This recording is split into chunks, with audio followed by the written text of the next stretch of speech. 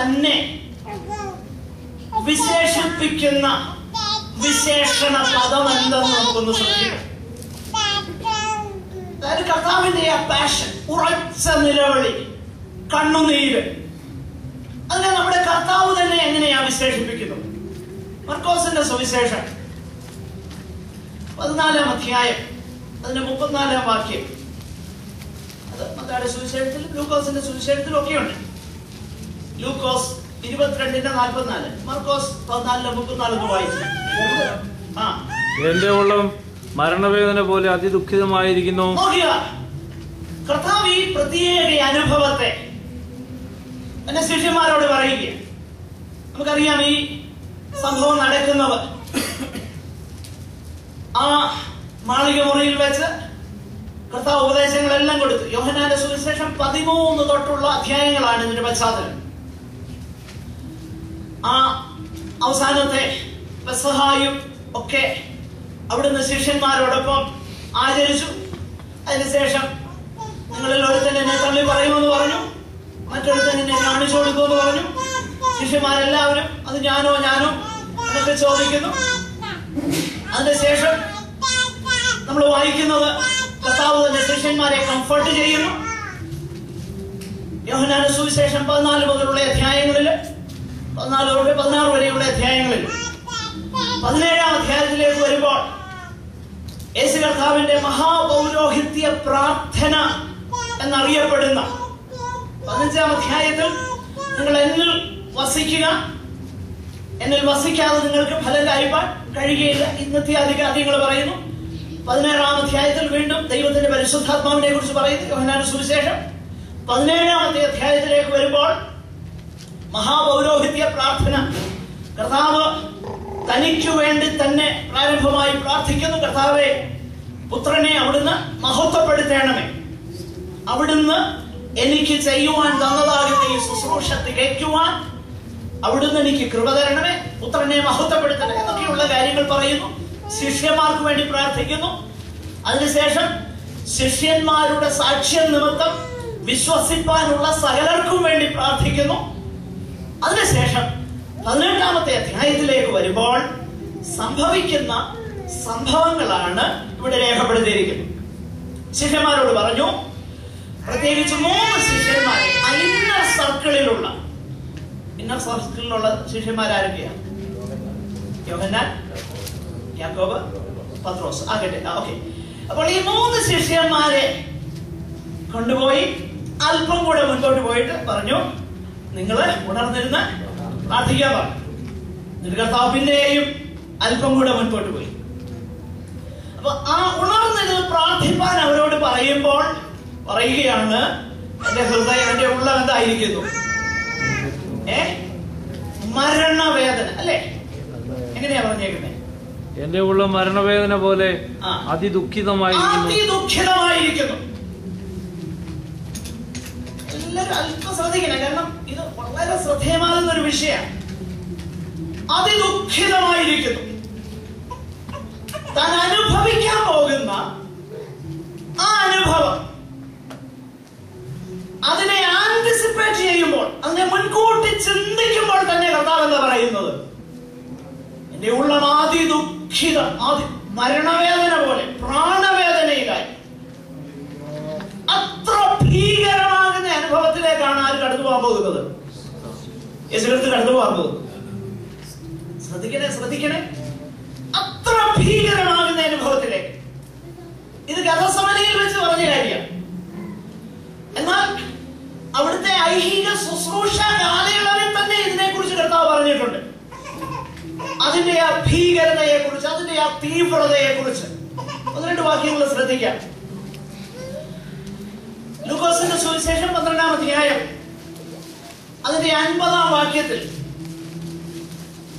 കർത്താവ് പറയുന്നത് ഈ അനുഭവിക്കാൻ പോകുന്നതിനെ കുറിച്ച്, I have a baptism to undergo, എനിക്കൊരു സ്നാനം ഏൽപ്പാനുണ്ട്. എന്നിട്ട് അത് കഴിയുവോളം ഞാൻ എന്ത് ചെയ്യുന്നു? എത്ര ഞെരുങ്ങുന്നു.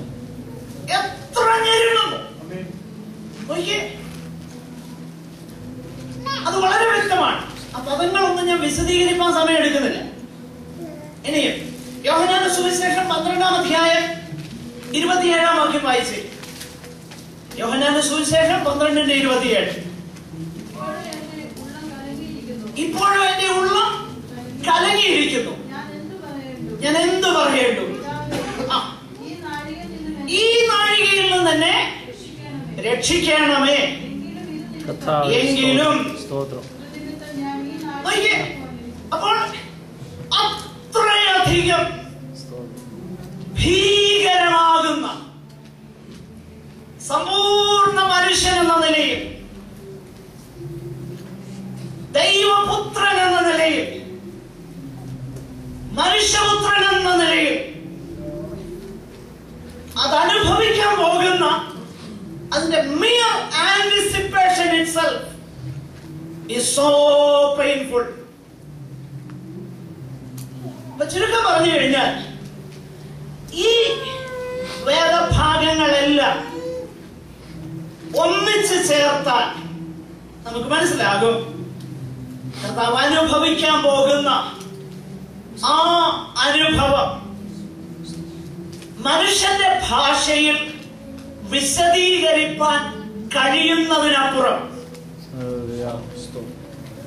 ആ അനുഭവത്തെ മുന്നിൽ കണ്ടുകൊണ്ട് കർത്താവ് എന്ത് ചെയ്തു?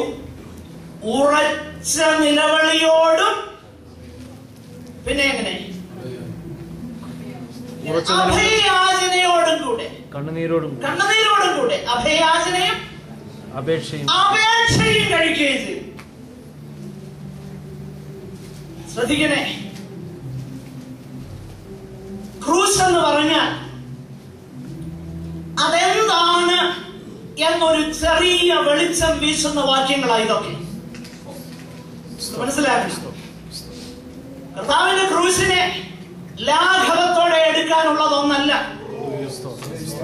യേശുവിന്റെ പാഷൻ എന്ന് പറയുന്നത്, അവിടുത്തെ പ്രാണവേദന എന്ന് പറയുന്നത് ലാഘവമായി ചിന്തിക്കേണ്ട ഒന്നല്ല. യേശു കർത്താവ് തന്നെ പറഞ്ഞേക്കുന്നത് എന്താണെന്നറിയാമോ? ഓ, അത് കഴിയുവോളം എന്റെ ഹൃദയം അത്ര ഭീകരമാണ്. ഇതിനെ മുന്നിൽ കണ്ടുകൊണ്ട് ആന്റിസിപ്പേറ്റ് ചെയ്തുകൊണ്ട് നമ്മുടെ വാഴ്ത്തപ്പെട്ടവനാകുന്ന കർത്താവ് എന്ത് ചെയ്തു? അപേക്ഷയും അഭയാചനയും കഴിക്കുകയും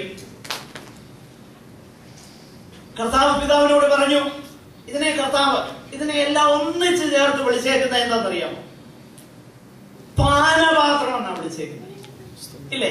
പാനപാത്രം. പിതാവേ, കഴിയുമെങ്കിൽ ഈ പാനപാത്രം. മർക്കോസിന്റെ സുവിശേഷത്തിലാണെന്ന് തോന്നുന്നു, അതോ മത്തായിയുടെ സുവിശേഷത്തിലാണ്.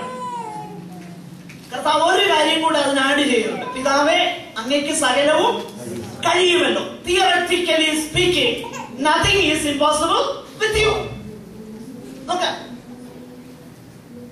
തത്വത്തിൽ ദൈവത്തിന് അസാധ്യമായിട്ടൊന്നുമില്ല. പിതാവേ, അങ്ങേക്ക് എന്ത് കഴിയും? സകലവും കഴിയുമല്ലോ. എങ്കിലും എന്റെ ഇഷ്ടമല്ല, അവിടുത്തെ ഇഷ്ടം നടക്കണം. ഇതിനെ കർത്താവ്, ഈ ഓഡിയലിനെ, ഈ ഭീകര അനുഭവത്തെ കർത്താവ് വിളിച്ചത് പാനപാത്രം. നമ്മൾ പഴയ നിയമവേദഭാഗങ്ങള് പരിശോധിച്ച് നോക്കിയാൽ അതെന്താണ് അതുകൊണ്ട് അർത്ഥമാക്കിയിരിക്കുന്നതെന്ന് നമുക്ക് മനസ്സിലാക്കാൻ കഴിയുന്നു. പ്രിയമുള്ളവരെ, നമ്മുടെ വാഴ്ത്തപ്പെട്ടവനാകുന്ന കർത്താവ് ഇത്ര ഭയങ്കരമായി വിവരിച്ചതാകുന്ന ഈ അനുഭവം എന്തായിരിക്കാം? ക്രൂശിലേൽക്കാനുള്ളതാകുന്ന ക്രൂശിലെ വേദന തന്നെ മനുഷ്യന്റെ ഭാഷയ്ക്ക് വിവരിക്കാൻ കഴിയുന്നതിലും അതിഭീകരമായ വേദന. ആ physical pain itself is so painful, it is beyond our explanation. ക്രൂശിന്റെ അനുഭവം എന്നുള്ളത് വാസ്തവത്തിൽ